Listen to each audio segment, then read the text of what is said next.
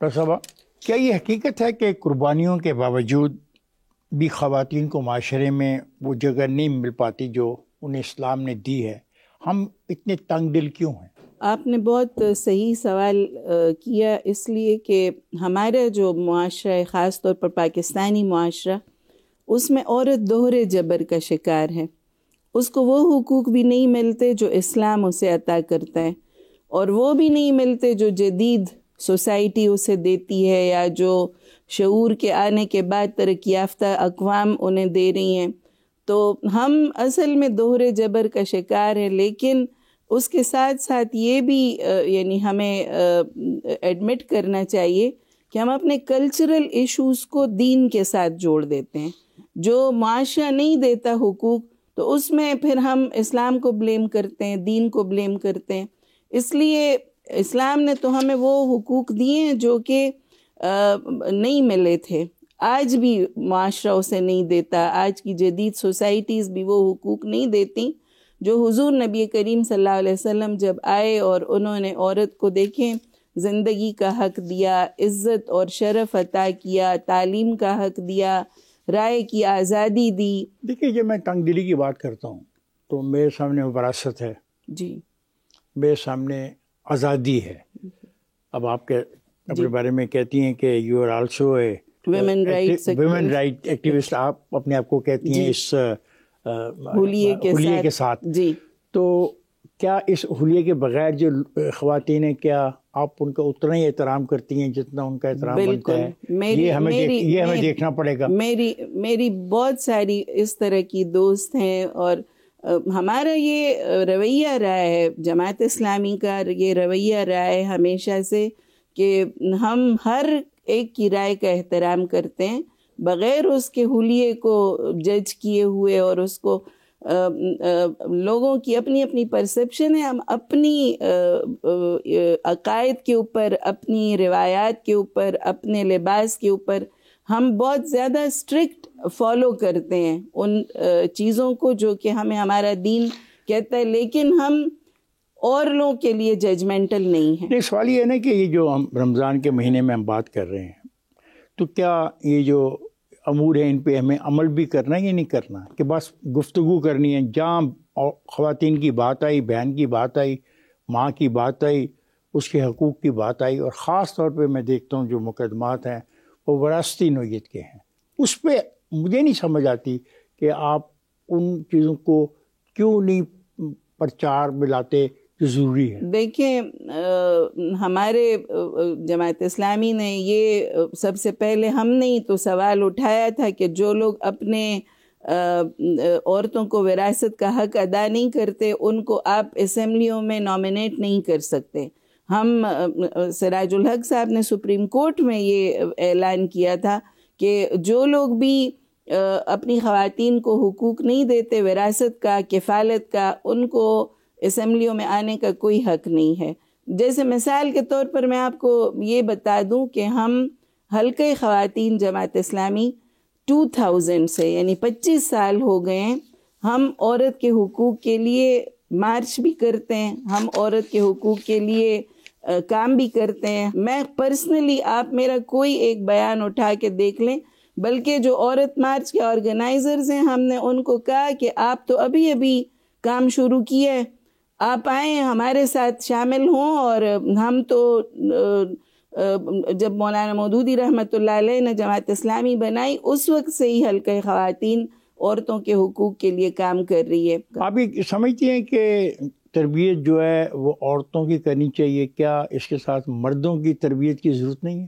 وہ دوبارہ عورت کے اوپر ہی ذمہ داری آتی ہے نا. اس کو چاہیے کہ وہ بیٹی کی تربیت سے زیادہ اپنے بیٹے کی تربیت کرے. ماں، دیکھیں، مرد جو ہے نا وہ معاشرے کا صورتگر ہے، نقشہ گر ہے. عورت اس نقشے میں رنگ بھرتی ہے اپنی وفا سے، اپنی محبت سے، اپنی قربانی سے.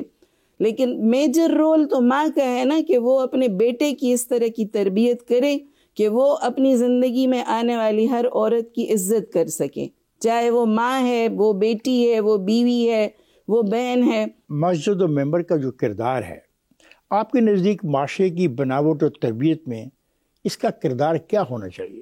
دیکھیں، سب سے اہم رول ہے ممبر و محراب کا، اور میں سمجھتی ہوں کہ ہمارے معاشرے میں ممبر و محراب بہت زیادہ، یعنی جو ایکچول پوزیشن ہے نا ان کی، وہ بہت زیادہ شفیق ہیں، خاص طور پر عورت کے لیے۔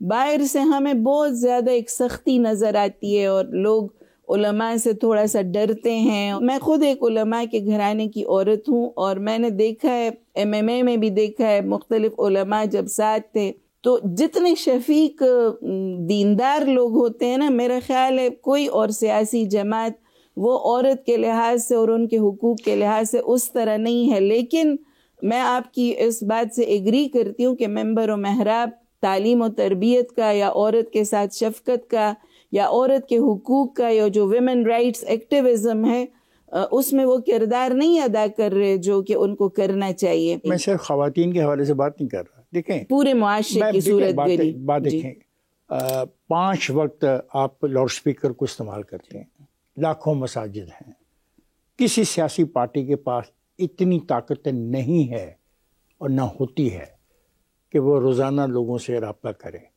اگر آپ اس لاؤڈ سپیکر کے ذریعے شراب کے خلاف، جوئے کے خلاف، حرام کے خلاف، یتیم کے حق میں، ظلم کے خلاف، قتل کے خلاف اگر ایک رول پلے کرتے تو کیا اس کے نتائج بہت بہتر نہیں ہوتے؟ اور میرا سوال کا دوسرا حصہ، کیا ایسا ہو رہا ہے؟ اگر نہیں ہو رہا تو اس کی وجوہات کیا ہیں؟ دیکھیں، علماء الحمدللہ کر بھی رہے ہیں، اپنا کام کر رہے ہیں۔ کوئی بھی مسجد ایسی نہیں ہے کہ جو آپ کو وہ بلا وجہ تو نہیں بولتے نا، اس میں کوئی میسج وہ دیتے ہیں، ہر جمعے کو بھی دیتے ہیں۔ علماء اور خطبہ حضرات بہت محنت کے ساتھ اپنے خطبات تیار کر رہے ہیں، لیکن معاشرے کے اور لوگوں کا بھی جو فرض ہے، مثلا میڈیا کا فرض ہے، حکومتی مشینری کا فرض ہے۔ یہ جو ابھی بچے کا کیس آیا ہے، مصطفیٰ عامر ہے کہ کیا، اس نے تو ہلا کے رکھ دیے سوسائٹی کی پورے گند کو آشکار کیے۔ میں اس بات کے اوپر بہت زیادہ فرم ہوں کہ مسجد الحمدللہ علماء اور خطبہ حضرات وہ اپنا کام کر رہے ہیں۔ کوئی ایسی 10 چیزیں مجھے بتا دیں جو روزانہ کی سطح پہ مساجد سے لوگوں تک پہنچائی جا رہی ہے، کوئی 10 چیزیں۔ دیکھیں، میں کہہ رہی ہوں کہ ضرور پہنچائی جائیں۔ نہیں، میں آپ سے پوچھ رہا ہوں کوئی 10 چیزیں۔ 10 چیزیں دیکھیں، تعلیم کے بارے میں آتا ہے، صحت کے بارے میں آتا ہے۔ میں خود ایک پولیو مہم کا ایک حصہ رہی، اس میں سب سے زیادہ کام مساجد کے خطبہ نے کیا۔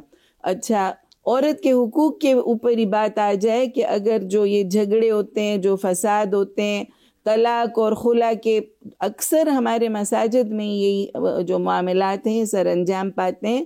اور تعلیم ہے، صحت ہے، عورت کے حقوق ہیں، اسی طرح کی بہت ساری چیزیں۔ معاشرے میں جو تباہی ہے جس کا بھی تذکرہ آپ ایک مقدمے کے حوالے سے کر رہی تھیں، اس کو ختم کرنے میں مسجد کا کردار وہ ضرور ہونا چاہیے۔ میں سمجھتی ہوں کہ صرف مسجد کا تو کردار نہیں ہوتا نا، سوسائٹی میں اور بھی بہت سارے۔ حکومت کس چڑیا کا نام ہے اگر سارا کام مسجد نہیں کرنا ہے؟ تو پولیس کس چیز کا نام ہے؟ جب بیرونی ممالک مسجدیں اسلامک سینٹرز ہیں، یہاں بھی مسجدوں کو اسلامک سینٹر کا رول اپنانا چاہیے، یعنی اپنانا چاہیے۔ بالکل بالکل، میں اس سے 100% ایگری کرتی ہوں۔ میں کہتی ہوں کہ دیکھیں، یہ صرف مردوں کا معاشرہ تو نہیں ہے۔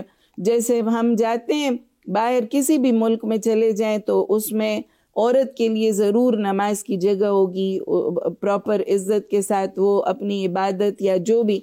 ہم موٹر ویز پر چلے جائیں، وہاں ماشاءاللہ سے ہر جگہ پر اچھا انتظام ہے۔ تو اسی طرح مساجد میں بھی عورت جب تک مسجد کے ساتھ خود نہیں جڑے گی نا تو یہ معاشرہ نہیں ٹھیک ہو۔ باقی شکر گزاری کا ایمانداری سے کیا تعلق ہے؟ ایک بے ایمان معاشرے میں ایمانداری کی روش کیسے اپنائی جائے؟ بے ایمان معاشرے میں تو دیکھیں، ایمانداری یہ بنیادی اخلاقیات ہیں۔ ایمان دین نے ہمیں سکھائی، بالکل بنیادی اخلاقیات ہیں۔ قرآن پاک میں جو کو پڑھا جائے تو میرا خیال ہے قرآن پاک زیادہ تر اللہ نے فرمایا ہے نا، لَإِن شَكَرْتُمْ لَأَزِيدَنَّكُمْ، شکر گزاری کا رویہ اللہ نے پسند کیا ہے کہ تم شکر کرو گے تو جو بھی چیز، شکر کا مطلب یہ ہے کہ اللہ نے ایمانداری سے ہے نا، بالکل ہے